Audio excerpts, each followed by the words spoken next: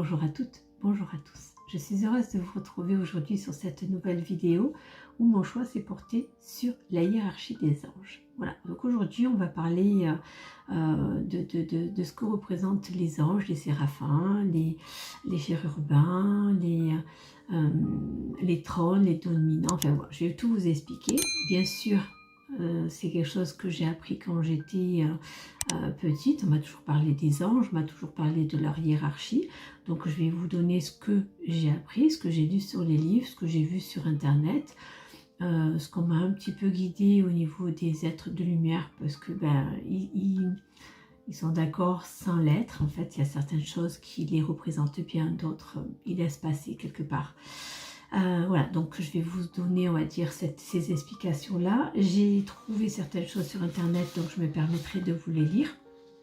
Voilà, donc je le mets face à moi comme ça, j'ai juste à le lire.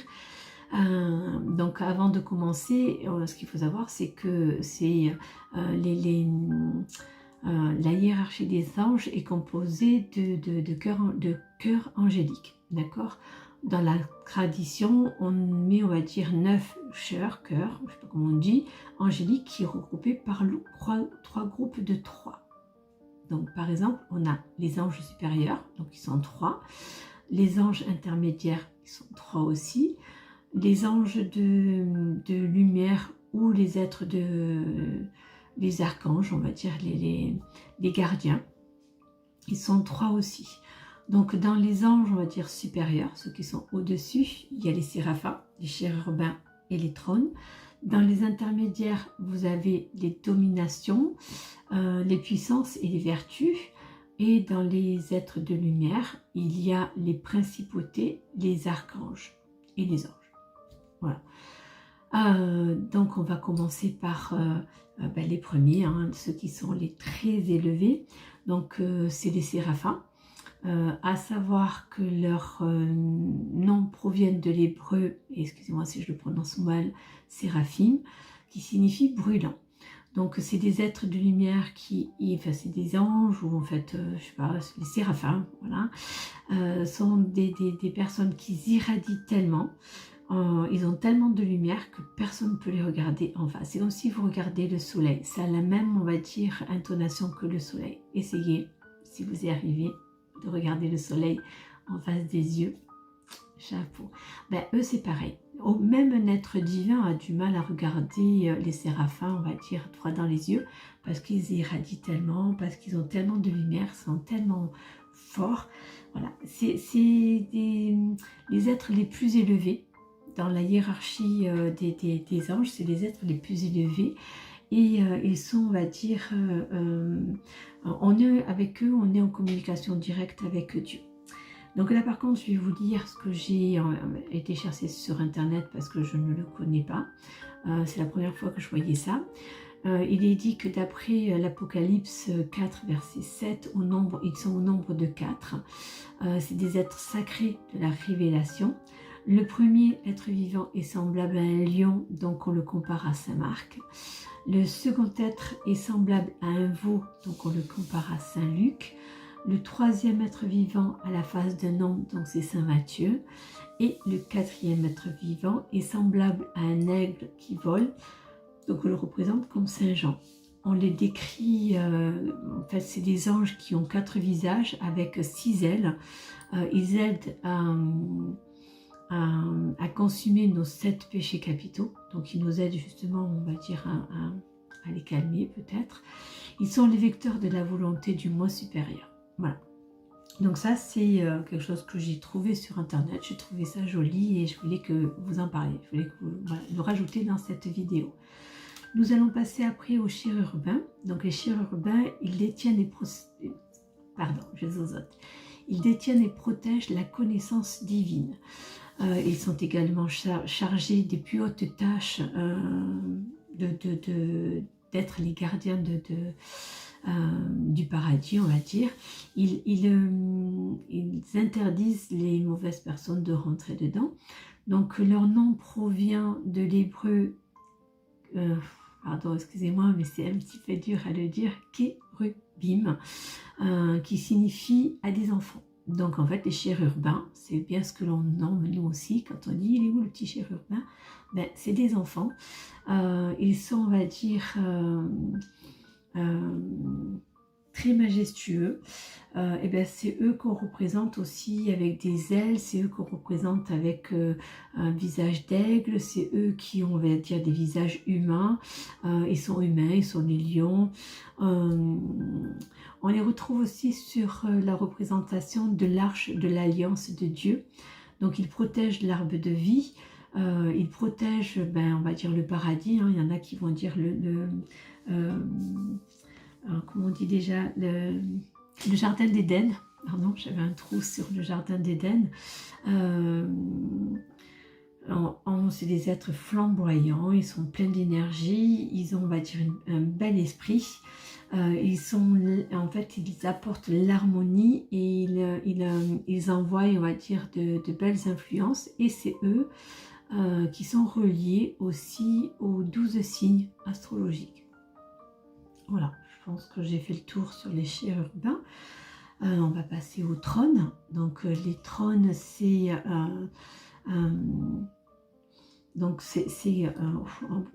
ophanim, pardon, c'est pas très évident de le dire, ça signifie la roue, donc la roue qui tourne.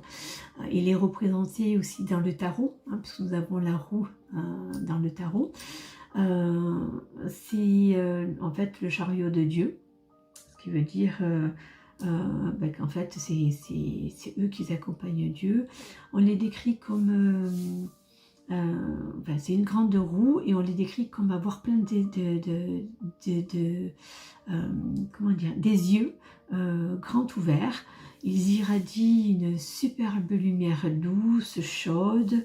Voilà, donc ils aident, on va dire, leur rôle en fait, c'est d'aider le jugement de Dieu et de transmettre la volonté.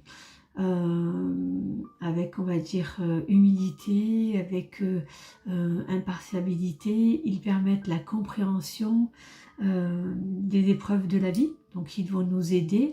C'est des anges, des compagnons, des anges sur notre terre. Voilà, ils sont, on va dire, nos compagnons de la terre, et c'est aussi eux qu'on retrouve dans tous les noms des anges que nous avons. Il y a les dominations. Donc les dominations, je ne sais pas si j'ai le nom je crois que j'ai pas le nom en hébreu, désolée, je ne me rappelle pas. En fait, les dominations, ils sont, on va dire, sous les ordres des chérubins et des séraphins. Donc, des séraphins et des chérubins, parce que c'est les premiers, c'est les séraphins. Ils sont, on va dire, là pour nous aider à... comment expliquer,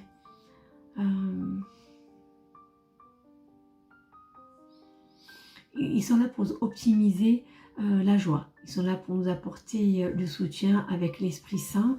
Ils sont responsables de l'équilibre cosmique. Ça y est, je me retrouve. Ils sont ils donnent, en fait, si vous voulez, la grâce, la bénédiction. Ils sont pleins d'amour, ils aident aux dons, ils aident aux vertus, ils aident l'Esprit Saint à rentrer en communication avec nous. Ils nous donnent la confiance, la joie. Ils sont pleins d'optimistes, ils sont pleins de bout en train. Et quand on n'est pas bien, on peut faire appel à eux pour, on va dire, nous remonter. Quand on est en phase de dépression, on peut aussi leur demander. Ils sont là pour nous aider. Voilà, donc ils aident aussi, comme je vous ai dit, les séraphins et les chérubins. C'est eux qui leur donnent des ordres et ils viennent nous aider à nous. Voilà. Ensuite, il y a les puissants. Donc les puissants, donc on monte, on va dire, dans la hiérarchie, ils sont en charge de protéger. Donc ils ont, on va dire, une tâche la plus dangereuse du ciel. En fait, ils mettent des barrières pour ne pas être envahis par les mauvais esprits et par les mauvaises âmes dans le monde céleste. Ils sont toujours, on va dire, en veille constante, ils sont toujours aux aguets parce qu'ils sont, on va dire, dans le côté d'intercéder sur une attaque démoniaque. Donc ils constituent, on va dire, à eux tous une garde proche, je sais pas comment on dit, d'élite du paradis. Voilà.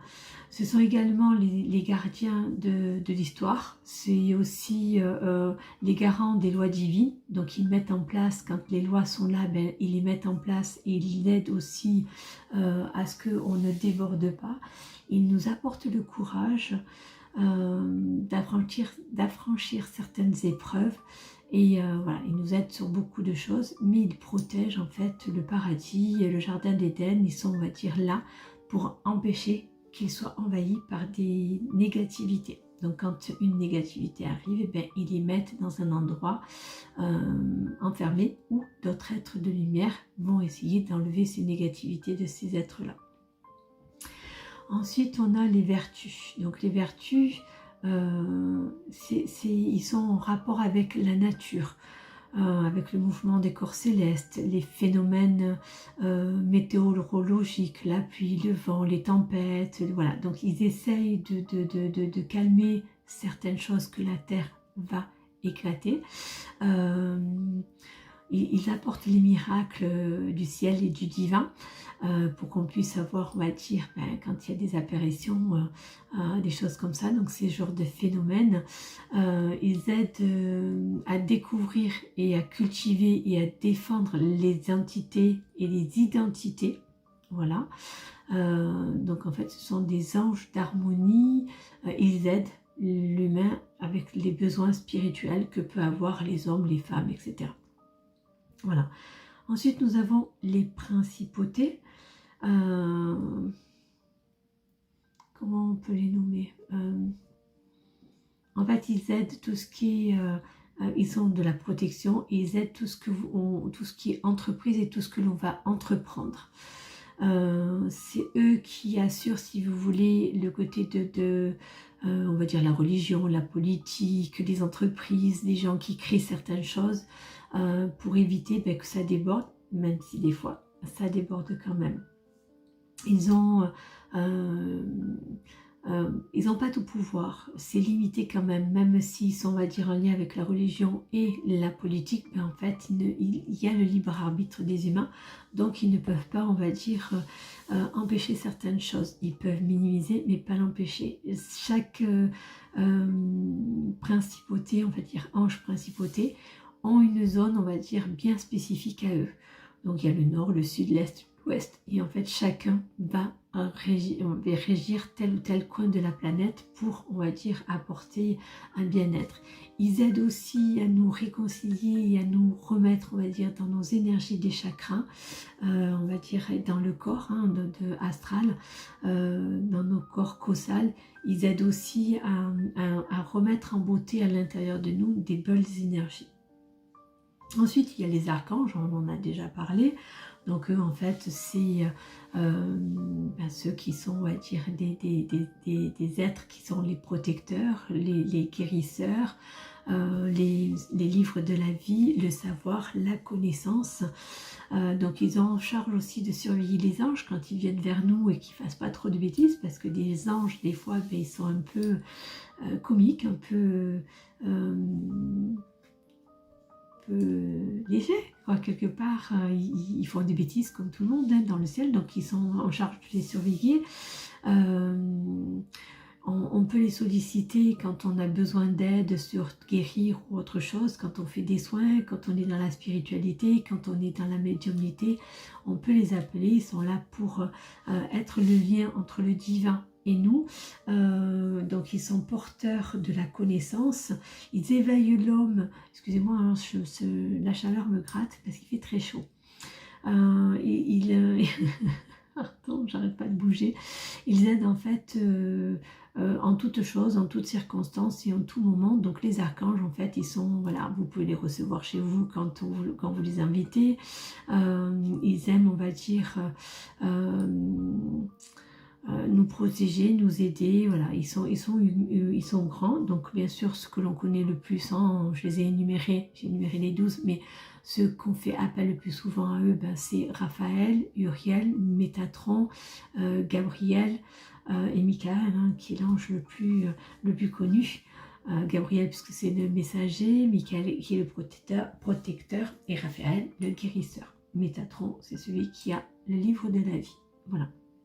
Et ensuite nous avons les anges, hein, c'est la classe pour la communication entre Dieu et nous. Ils sont plus sensibles aux problèmes terrestres qu'il peut y avoir, et particulièrement ils sont, on va dire, beaucoup en relation entre nous et le céleste.